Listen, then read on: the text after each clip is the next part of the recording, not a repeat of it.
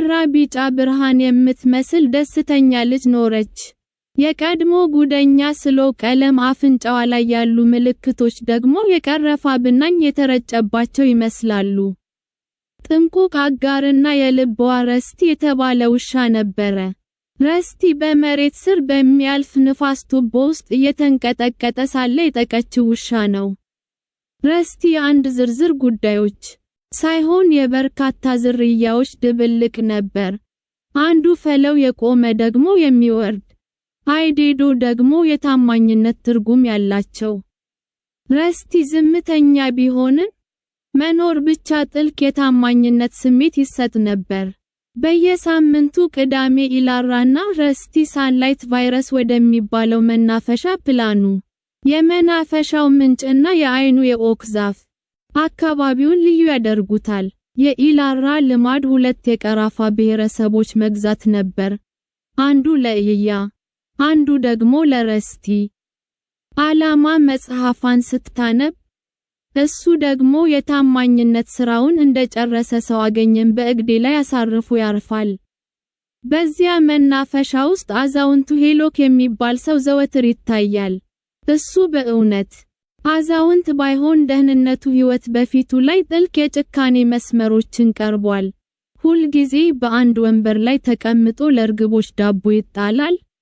ነገር ግን ISSNS ላይ ሳይሆኑ በመንገዳቸው በቦራውና በሌሎች ላይ እንግዳ ሰው ይሉታል። ልጆች ደግሞ በደመ ነፍስ ከወንበሩ ይርቃሉ።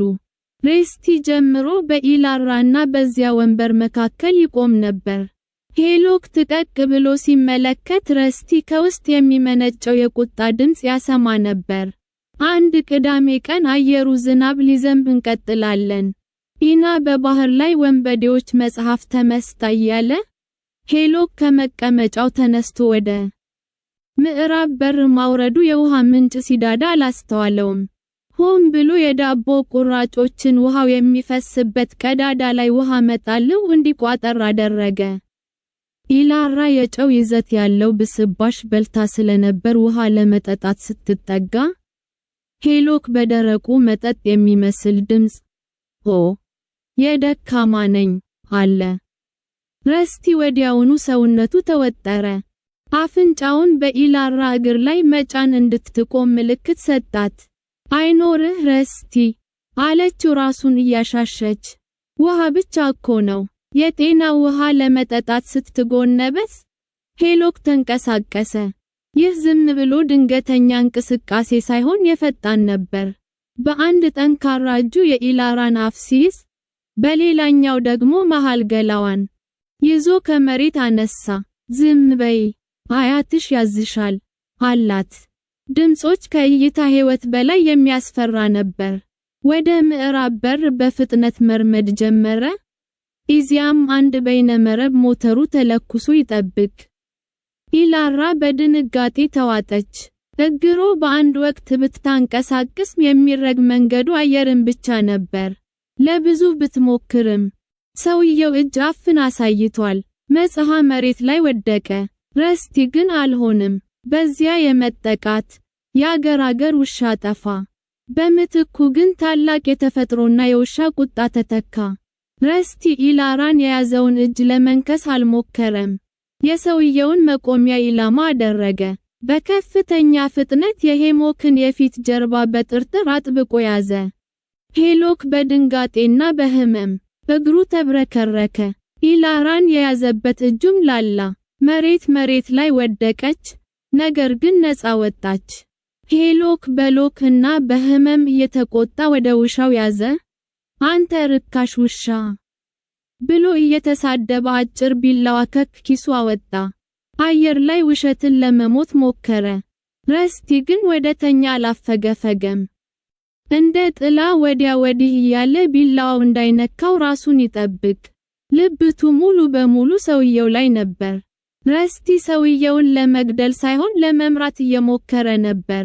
በእያንዳንዱ እንቅስቃሴው ሄሎክን ከኢላራ እያራቀ ወደ መናፈሻው መሃል ሰዎች ወዳሉበትና ምን ምልክት የሚታይበት ቦታ ይገፋው ነበር። በመጨረሻም ሬስቲ እድል በታላቅ ጉልበት በመዝለል ቢላዋ ያልያዘውን የሰውየውን ሌላ እጅ ያዘና በሙሉ ኃይሉ ጎተተ። ሰውየውም ሚዛኑን አጣ። ሄኖክ ወደ ተንገዳገደ ተረከው በምን ጉዳዮች ላይ ተለጠፈ። በታላቅ ትኩስ ወደ ቀዝቃዛ ውሃ ውስጥ ተዘቅዝቆ ወደቀ።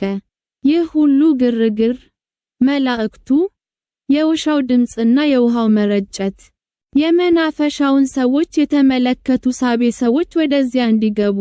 አንድ ሰው በስልክ እናቶች የማር ረስቲ ድሉን ለማክበር አልቆመም። ወዲያውኑ ወደ ኢላራ ሮጠ። መሬት ላይ ሆና እያለቀሰች ነበር። ፊካ እየላሰ እንድትነሳና ወደ ሰላማዊ ቦታ እንድትሄድ ይገፋፋት ጀመር። ብሩካው ምሳ እየበሉ የነበሩ ሁለት ፖሊሶች መጥተው የራሰውንና የታዩትን የሞሎክን ከውሃ ውስጥ ሲያዩት የነበረው ሁኔታው ግልጽ ነበር። የተፈራች ልጅ፣ ከበላዩዋ የቆመ ታማኝ ውሻና ቢላዋ የያዘ ሰው። በፖሊስ ጣቢያ ውስጥ ኢላራ በብርድ ልብስ ተጠቀም ሄኖክ አያት ይመልከቱ። እሱ ብቻዋን የምትሆን ልጅ ሲጠብቅ አደገኛ ሰው ነበር። በዓለማዊ ውስጥ የነበሩት ዕቃዎች እንደዚሁ ሐሳባቸው ቀደም ብለው ነበር። የኢላራን ቃል የተቀበለው ፖሊስ ረስቲን ለማየት ተንበረከከ። እሱ እውነተኛ ጀግና ነው አላት። ዝም ብሎ አልነከሰውም። ሰውየውን ለማዳከም እግሩን ነው የከሰሰው። አደጋውንም ከሞቱት አርቆታል። ይህ በደመ ነፍስ ብቻ የተደረገ ሳይሆን በብልሃት ፊልም ነው አላት። ኢላራ ፊያ በረስቲ ውስጥ ደበቀ። ልክ እንደ ማወቅ ነበር። እሱ ዝም ብሎ ጥሩ ውሻ ብቻ አይደለም። እሱ ጠባቂዋ ነበር። ጸረ በአካባቢው ዜና ላይ ወጣ። ጀግናውን ውሻ ለማደጎ ለመውሰድ ታዛዥ ቢጠይቁ የኢላራ ድጋፍ ግን በታላቅ ምስጋና ረስቲን የቤተሰቡ አባል ቋሚ ያደረጉ። ረስቲ የክብር አንገትጌ ተደረገለት። ከኢላራ አልጋ አጠገብም ለስላሳ መኝታ ተዘጋጀለት። አሁንም ወደ ሳንላይት ዌርዌር መሄዳቸውን ቀጥለው መሄድ ረስቲ የቀራፋ ቢያያቱን በዚያው ገራገርነቱ ይበላል። ነገር ግን አሁን ሙሉ በሙሉ አይተኛም። አንዱ አይኑ ሁል ጊዜ ክፍት ነው። መንገዲያን በጆሮና ወንበሪ ይከታተላል። መናፈሻው አሁን ሰላማዊ ነው፣ ምክንያቱም ያ ብሩህ ልጅና ጥላዋ የሆነ ውሻ እዚያ ይራመዳሉና። ይህም እውነተኛ ታማኝነት ዝምተኛ መሆኑን ለማሳየትና ምልክትም። መላእክት አራት እግርና የሚወዛወዝ ጅራት እንዴት ማሳሰቢያ ነው! ሰብስክራይብ ያድርጉና ደወሉን ይጫኑ። አዲስ ተረት እንዳያመልጦ። ከታች አስተያየት ይስጡ። የትኛውን ገጸ ባህሪ ነው የወደዱት? ቀጥሎ ምን ታሪክ ልንገራችሁ?